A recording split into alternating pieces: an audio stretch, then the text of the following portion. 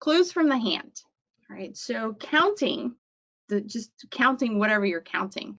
If you're counting high card points, if you're counting declarer's tricks, if you're counting defender's high cards, if you're counting defender's shape, we're going to be working on counting defender's shape in this lesson, and is based on inferences and assumptions that we can gather from opening leads, the bidding, most important, because that's why I always say review that bidding. There are clues there. As we work through our counting classes, we're starting to pick up what those clues are, and their inferences and assumptions from the bidding. Then the opening lead, defender signals. I don't rely too much on defender signals because they're usually lying to me because they think I'm watching. Show outs are another common way that we count out a hand.